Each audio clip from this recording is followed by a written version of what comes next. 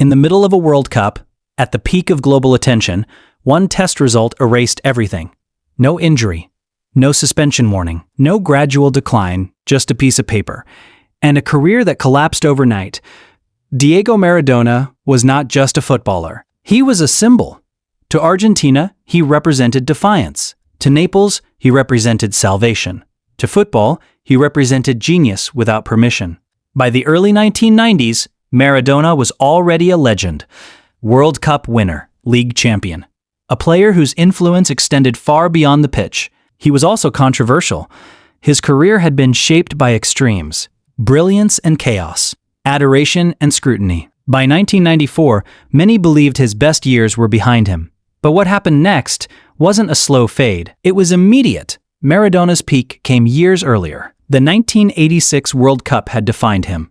Goals that became mythology, performances that felt untouchable, a player capable of deciding matches alone. Club success followed. In Naples, he led an unfashionable team to domestic and European glory, against wealthier, more powerful rivals. But the same environment that elevated him also surrounded him with excess, attention, pressure, and little restraint. By the early 90s, Maradona's personal life was under constant scrutiny.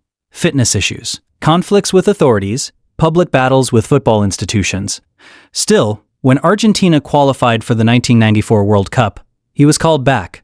Not because he was safe, but because he was still dangerous. The 1994 World Cup in the United States was heavily policed. FIFA had made anti-doping enforcement a priority. Testing protocols were expanded. Visibility was high. Argentina opened their campaign strongly. Maradona played. Argentina won.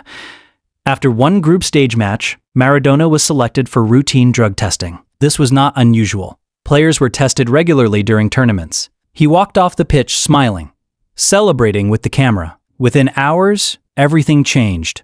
The test came back positive. The substance detected was ephedrine, a stimulant listed as banned under FIFA regulations at the time. The response was immediate.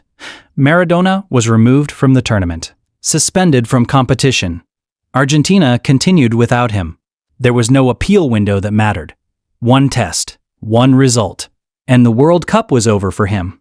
Ephedrine was not a performance-enhancing drug in the way most fans imagine. It was commonly found in weight loss products and cold medications, often included in supplements sold legally at the time. Its effects were modest, increased alertness, reduced fatigue, but context didn't matter. FIFA operated under strict liability. If a banned substance was found, intent was irrelevant. The athlete was responsible for everything ingested.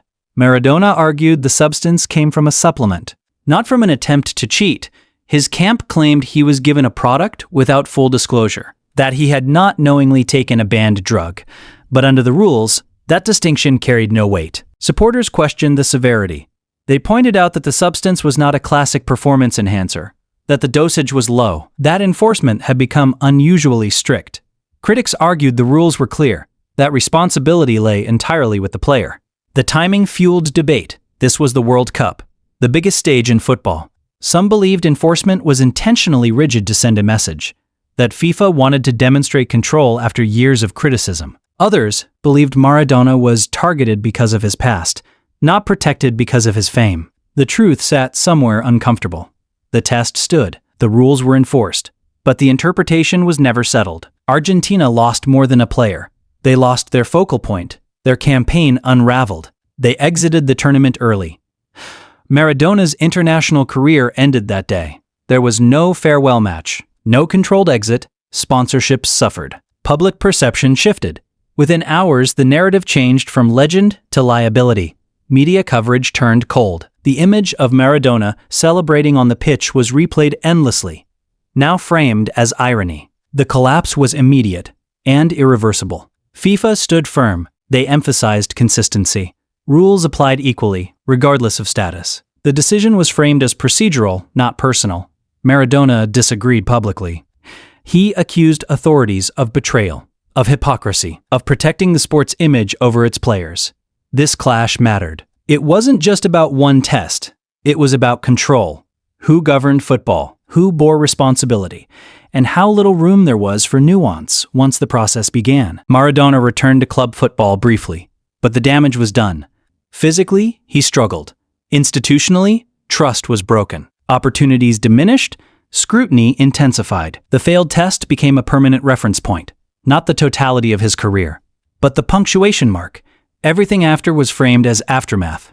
The case reshaped how fans understood enforcement. It showed how fast reputations could collapse. How rigid rules left little space for context. Legends were not insulated. Not from rules, not from timing. What ended Maradona's championship career was not decline. It was a result. Printed, stamped, and enforced. Overnight. Thanks a lot for watching. If you liked this video, consider smashing the subscribe button. Also, right here is another video we believe you'll enjoy.